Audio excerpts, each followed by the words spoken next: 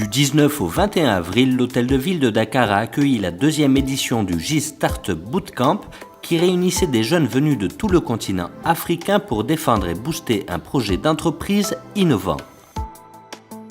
Nous avons lancé le programme de GIST il y a 5 ans parce que c'est un programme qui a été initié par le président Obama pour soutenir les jeunes entrepreneurs en faisant leur travail dans leur pays, ici au Sénégal et aussi partout dans l'Afrique de l'Ouest et des pays avec les économies émergentes.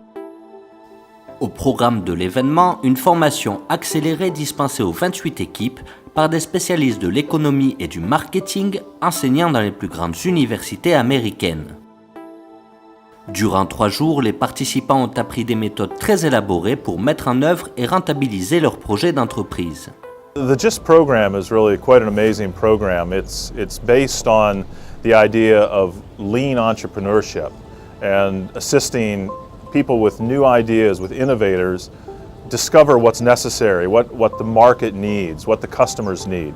My job is to help the teams understand a process. And the process is what we call customer discovery. It's learning how to start your company, not by developing technology, but instead by developing your customers. In my own experience, I started a business. We thought we knew the answer, went out and raised money, built product, etc., only to find that that's not something that the customer wants.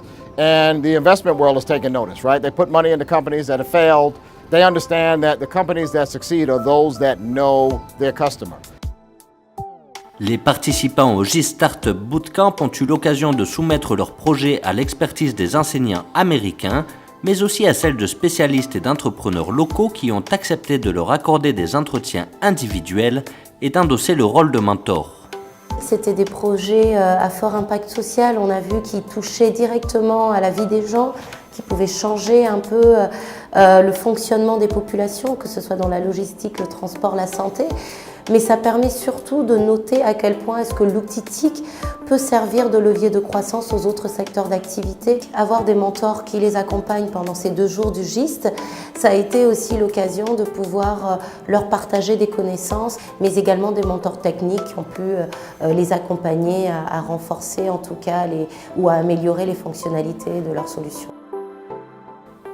Le programme mis en place par le département d'État américain VentureWell et CETIC Dakar ne laisse rien au hasard.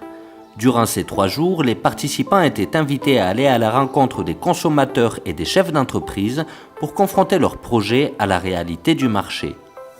Toute la problématique, même comme vous l'avez évoqué un peu plus tôt, c'est comment faire en sorte qu'il y ait des gens qui viennent répondre à des quiz. Le trafic, il ne faut pas seulement le générer ou l'acquérir, il faut aussi pouvoir le maintenir, l'aiguiller. Avec les gens, quelquefois, ils oublient que le marché, justement, on ne l'éduque pas. Il faut plutôt écouter son marché.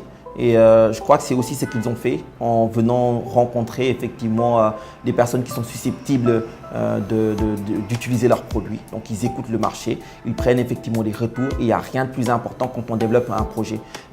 Donc je crois effectivement que ce programme a été bien ficelé en obligeant ou en tout cas en poussant les jeunes à aller au contact effectivement de leur marché, à aller voir ce que les gens peuvent avoir comme retour ou comme impression par rapport à ce qu'ils offrent ou à ce qu'ils proposent. Grâce au GIZ Startup Bootcamp, l'ensemble des porteurs de projets ont gagné en assurance et disposent désormais des armes les mieux affûtées qui leur permettront de développer leur start-up dans les meilleures conditions. Au-delà des compétences qu'on a apprises, il y a le fait qu'on a pu rencontrer des jeunes entrepreneurs africains et qu'on a pu ensemble créer une sorte de lien fraternel. Dans un contexte où l'Afrique se veut émergente, le fait de rencontrer peut-être les futurs entrepreneurs, les futurs dirigeants de demain, je pense que c'était une très bonne opportunité.